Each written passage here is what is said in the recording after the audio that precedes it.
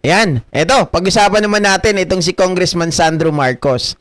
Kumpara po mga kababayan, dito sa mga Duterte. Oy, nandito si Troll Army, oh. Troll Army, tingnan mo kung anong pagkakaiba ng Marcos at Duterte. Yan, kita nyo nagulat ang lahat mga kababayan kay Congressman Sandro Marcos. At ito, yung masasabi, ganito yung sense of humor. Okay, hindi kagaya ng mga Duterte, ang sense of humor nila mga kababayan, laging nasa party, 'di ba? Gumagamit na nagwe-wake and bake. Oh. Tingnan niyo naman kung paano po mga kababayan makuha ni Sandro Marcos yung ngiti ng taong bayan. Ito ay tunay na ngiti hindi ito gawa-gawang ngiti. Hindi ito kaplastikan at hindi ito mga trolls. Kita nyo naman, mga matatanda yan, mga ka-GP Natics. Ito, panoorin natin.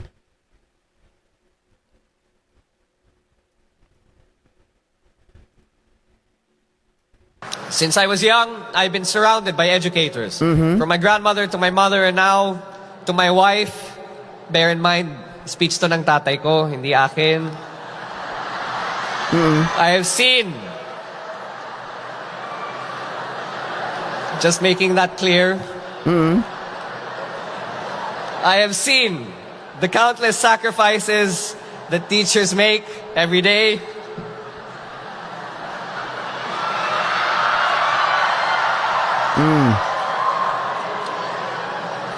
So yung ngiti ng mga tao dito, mga ka-GP Natics, hindi po yan peke. Nakita nyo naman, simpleng-simple lang mga kababayan, hindi mo kailangan mambastos. Hindi mo kailangan manghalik ng mga babae, tapos papalakpakan. Hindi mo kailangang murahin mo ang Diyos, papalakpakan ka pa. Di ba? Hindi mo kailangan mga kababayan na mangmanyak ng chicks. Di ba? Hawakan yung kanyang harap. Oh, yung harap ng katulong, tapos papalakpakan ng mga DDS. Malayong malayo sa mga Marcos. Disente ang mga Marcos. Sabi ni Troll Army. Ano sabi niya? False, I don't need to invoke ad hominem and rely to fake news, lol. Paano naging false ito? Ibig sabihin mo, AI to? Ibig sabihin mo, peke yung tawa at ngiti ng mga tao na pumapalakpak dito kay Congressman Sandro Marcos when he says, mga kababayan, to my wife. Diba? Kasi syempre, sabi ng mga tao, ay, teka, may asawa na si Congressman Sandro Marcos? Ang bilis naman, bakit di namin nabalitaan? Ayun pala, mga kababayan, sabi niyang ganon, ay hindi naman pala sa kanya yon, it was my father's statement. Okay? Sa tatay niya pala. Siya lang pala yung, mga kababayan. Kumbaga parang nakita ko to sa isang patalastas eh. Yung mga content creator na parang galit na galit dun sa kanilang, misis, no? Na, alam mo ba? Ang sarap pagsasampalin ng ganito, ganyan, mga kababayan. Tapos, biglang nung nagalit yung misis, tiningnan lang. Sabi niya, yun yung sinabi ni kumpare. Di ba, nakakainis. Sasampalin daw yung asawa. Tara na, kain na tayo. Oh. Since I was young, I've been surrounded by educators. From my grandmother to my mother and now to my wife. Bear in mind, speech to ng tatay ko, hindi akin. I have seen, just making that clear, I have seen the countless sacrifices that teachers make every day.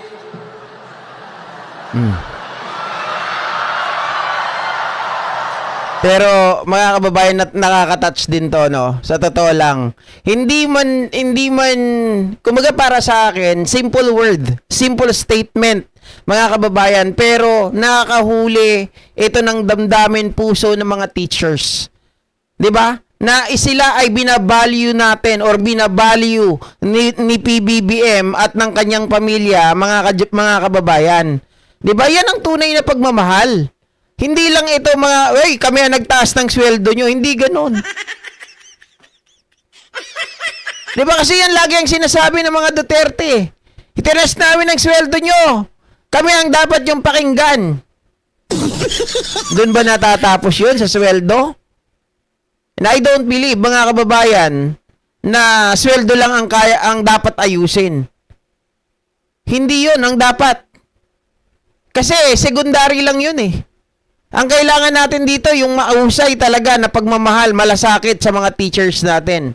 Paano ba natin mapapagaan yung kanilang mga buhay? Di ba? Paano ba natin ipaparamdam sa kanila that we really value them? Oo.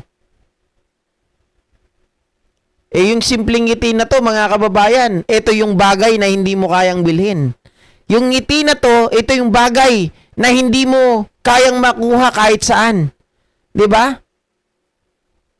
At yung ngiti na to, isang bagay, mga kababayan, na ibinibigay sa mga taong talagang naaliw ka at hindi pilit. Hindi ba? Oh.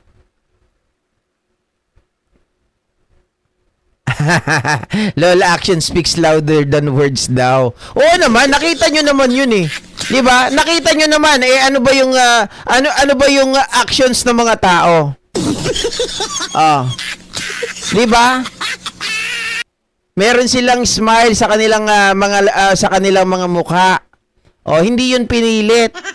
Hindi mo kailangan, sabi ko nga sa inyo, hindi mo kailangan mambastos, mangapak ng tao, magmura, para lang ngitian ka, palakpakan ka, at tawanan ka. Di ba? Oh, simpleng-simpleng bagay. Ikukumpara mo, mga kababayan, Marcos, Duterte. Sa mga Duterte, wala ka nang ibang narinig kung hindi puro sama ng loob. Puro patayan. Ano pa, mga kababayan? 'Di ba? Puro pagmamalaki. Ano pa maririnig mo sa kanila? Puro pagbabanta sa mga Marcos.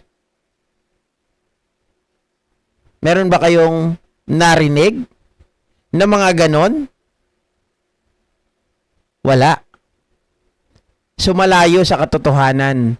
Malayong sinasabi nyo na ang mga Duterte ay mapagmahal sa mga Pilipino. Okay, ganito lang yan. Kung ang mga Duterte ay mapagmahal sa kapwa nila, bakit nila pinayagan? 'Di ba? Bakit mas gugustuhin nila na mamatay ang isang Pilipino, mga kababayan, at hindi po ito bigyan ng pagkakataong mabuhay at ipagtanggol yung kanilang mga sarili? Remember, may nakasulat po sa ating Constitution, Bill of Rights. No person shall be deprived of life, liberty, and property without due process of law. 'Di ba? Pero hinahangaan nyo. Pero kapag sila po, mga kababayan, ang may kaso, sila ang tinutugis ng batas, hoy, nasan na ang Bill of Rights? Bakit? May Bill of Rights ba kayong binigay sa mga kababayan natin? Nung sila ay walang awa niyong pinagpapatay, which is inamin niya ni Digong. 'Di ba? Inamin niya ni Digong.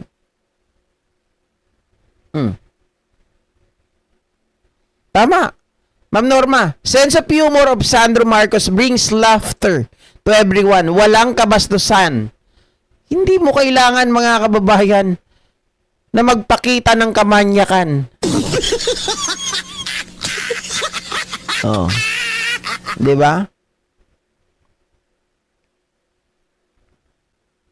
Simple words pero may sense. Di kabulastugan ang layo ng mga Duterteng mga adik sa mga Marcos.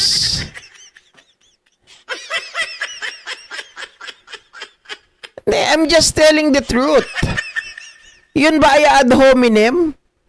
Bakit? Kapag ang mga Duterte supporters, ang mga Duterte vloggers, na magmura, magbintang ng wala namang mga ebidensya, okay lang sa inyo. Troll army. Tapos kami, bawal kami magkumpara? Ha? Di ba lahat tayo may freedom? Freedom para magsalita, para magbigay ng sarili nating opinion? And it is my right. 'Di ba?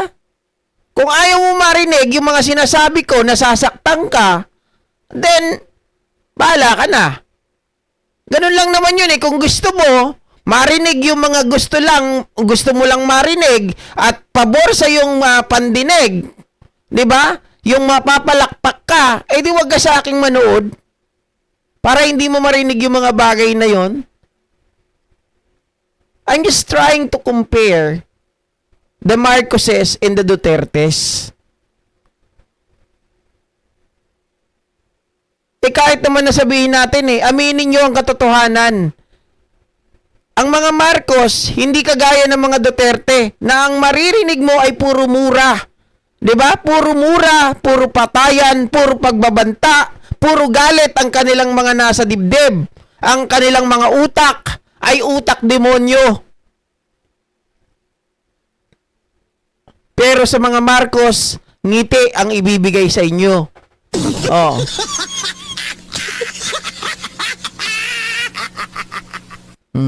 Di ba? Ay, Diyos mio, Marimar. Alright. Baka umiyak si Troll Army. Kawawa naman. So, ito naman ang pag-usapan.